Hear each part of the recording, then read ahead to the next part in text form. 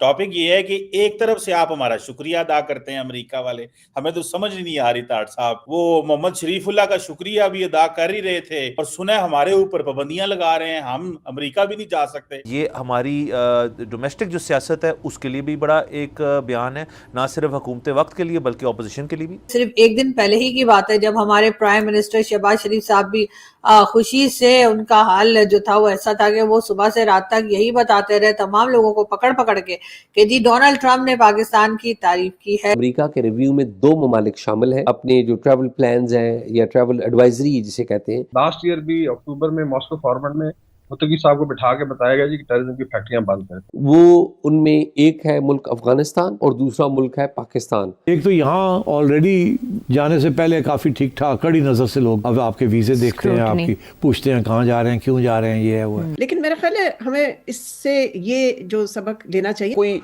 हतमी दुश्मन और कोई हतमी दोस्त नहीं होता, सिर्फ अपने अपने मुल्की मफादात का तहफ़्फ़ुज़ अवलीन तरजीह होता है ना वो ये है कि उस इंसिडेंट से जिससे कि हमने एक अफगान नेशनल को हैंड ओवर किया, अमेरिका के भी पाकिस्तान से कुछ मफादात जुड़े हैं। ताड़ साहब हमारी एलीट का क्या बनेगा, हमारे तो बहुत सारे पैसे वहां पे पड़े हुए हैं, हमारे ब्यूरोक्रेटों के, हमारे लोगों के, वो सारे डॉलर भी वहां पड़े हैं और सुना है पाकिस्तान, यमन और पता नहीं किस किस सोमालिया के ऊपर पाबंदियां लग रही हैं। ये पाकिस्तान का नाम ताड़ साहब ये ट्रैवल बैन में कहां से आ गया? जाहिर है सर, जब यूएस नेशनल की बात आ जाए तो अमेरिका जो है फिर कभी भी इस चीज़ को छोड़ता नहीं है किसी को, तो अगेन लेकिन ये तो अपनी तरफ बात हुई है, पाकिस्तान क्यों इसमें रेलेवेंट हो जाता है ये हमें डिस्कस करना बहुत ज़रूरी है। चीमा साहब, दर हकीकत 1945-1944 के बाद जो चीज़ें बनाई गई थी, जिस तरह का सेटअप यूनाइटेड नेशंस था, नेटो था, अरब लीग थी, ये सारी चीज़ें बेफायदा बेमाना हो चुकी हैं।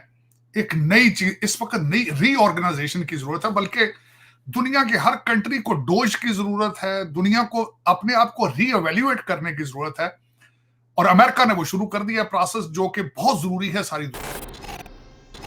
नमस्कार, जय हिंद दोस्तों, एक दो दिन पहले की बात है कि पाकिस्तान खुशी से फूला नहीं समा रहा था। खुद पाकिस्तानी पीएम ट्वीट करके बता रहा था कि देखो ट्रंप हमें थैंक यू बोल रहा है, जबकि चीन और भारत जैसे देशों पर ट्रंप टैरिफ लगाने की बात कर रहा है। लेकिन पाकिस्तान की खुशी एक दिन भी नहीं टिक पाई। दरअसल ट्रंप ने ऐलान किया है कि वो अफगानिस्तान और पाकिस्तान के लोगों को अमेरिकी वीजा और अमेरिका के अंदर एंट्री पर बैन लगा रहा है। इस खबर को सुनकर पाकिस्तान की खुशी एक दिन में ही मातम में बदल गई। दोस्तों, अमेरिका के अंदर जब से 9/11 का आतंकवादी हमला हुआ है, तभी से पाकिस्तानी अमेरिका के अंदर शक की निगाहों से देखे जाते हैं और सिर्फ शक की निगाहों से ही नहीं बल्कि इनको एयरपोर्ट पर नंगा तक कर दिया जाता है। और अब एक बार फिर से पाकिस्तानियों के लिए अमेरिका का रास्ता बंद हो रहा है। अमेरिका कहीं ना कहीं इन पाकिस्तानियों को लेकर सिक्योरिटी की टेंशन में रहता है कि ये लोग धर्म के नाम पर कभी भी रेडिकलाइज हो जाते हैं और किसी भी आतंकवादी गतिविधि को अंजाम दे देते हैं, इसीलिए इनको बैन करना ही ठीक है। जो बाइडन और डोनाल्ड ट्रंप 2 के अंदर जमीन आसमान का फर्क है। डायरेक्ट एंगेज नहीं किया जाता था कभी भी। आज डोनाल्ड ट्रंप साहब ने हमास को भी डायरेक्ट कॉल कर ली है, पुतिन को भी सीधी कॉल कर रहे हैं, ईरान से भी सीधे डायलॉग कर रहे हैं और रशिया को कह रहे हैं हमारी ईरान के साथ बातचीत कराइए। ये पहले ये नॉर्म नहीं है, ब्यूरोक्रेटिक डिप्लोमेटिक नॉर्म नहीं है ये। लेकिन अब दौर आ चुका है कि ये बाबू ब्यूरोक्रेसी जो है, देखे ना, जब एक मैसेज ब्यूरोक्रेट अपनी डिप्लोमेटिक और ब्यूरोक्रेटिक लैंग्वेज इस्तेमाल करता है, उसका आधा तो मफहूम ही चेंज हो जाता है, उसके माने चेंज हो जाते हैं। तो वो टाइम अब आ चुका है कि इन सारी चीजों को गुड बाय कहा जाए और डायरेक्ट जो है 1-to-1 डायलॉग शुरू किया जाए। और मैं समझता हूं कि Donald Trump is delivering it.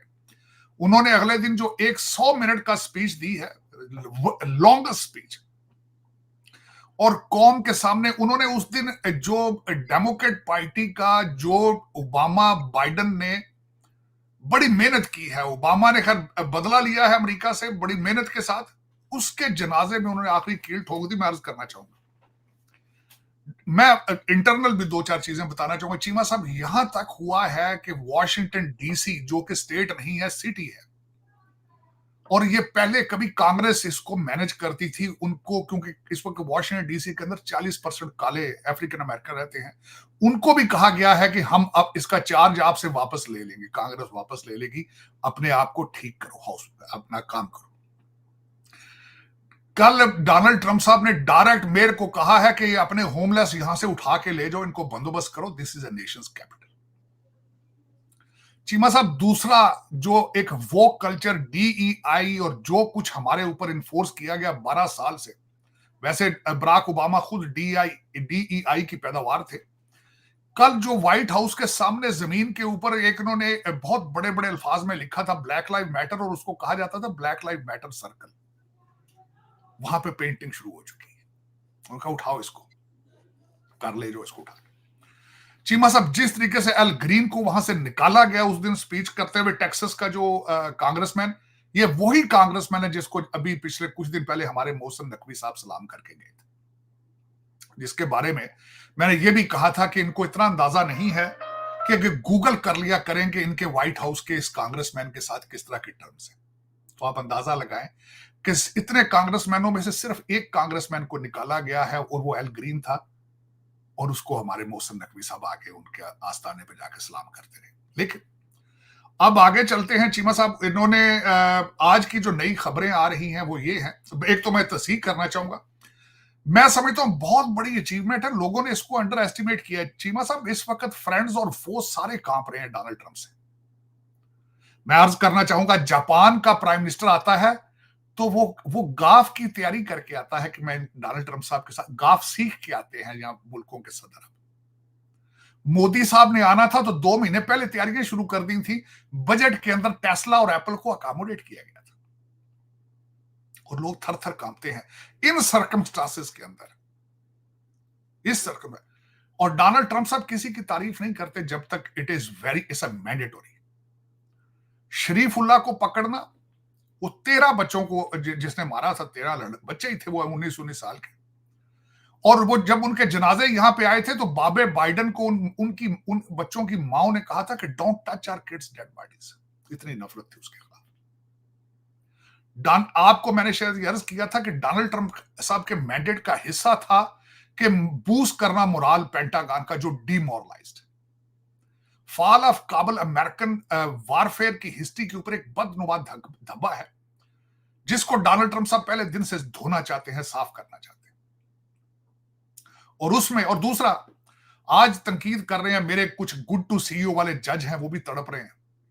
उन्होंने इसको कहा है कि एक बंदे को पकड़कर तुमने शाम को दे दिया है, आफिया सिद्दीकी, पर क्या क्या कर रहे हैं। आपको बताया है चीमा साहब, किसी बड़ी हाईवे के ऊपर किसी वकील का सर फट जाए तो वो हाईकोर्ट का जज बन जाता है। सिविल जज 3 इम्तिहान देकर आते हैं, इंटरव्यू, रिटर्न, सारा कुछ करते हैं। ये जो गुड टू सीईओ वाले जज हैं, ये सिर्फ अपने वालिद साहब के लिंक्स की वजह से आते हैं, या किसी चौक चार चढ़ना पै जान किते वो जज बन जाता। उन्होंने कहा है कि आपने दे दिया तो तुसी की कर लेना सी, और तुहाडा मुर्शद सी तो उन्हें अभिनंदन नहीं सी देता वापस घंटे। आज कह रहे हो मैंडेट चोरी, तो 2018 का मैंडेट किसका था? वो आपके फूफा जान का था वो। लेकिन चले चीमा साहब, कोई नहीं। अब आगे जो मैं कुछ अर्ज करना चाहता था, 3-4 नई डेवलपमेंट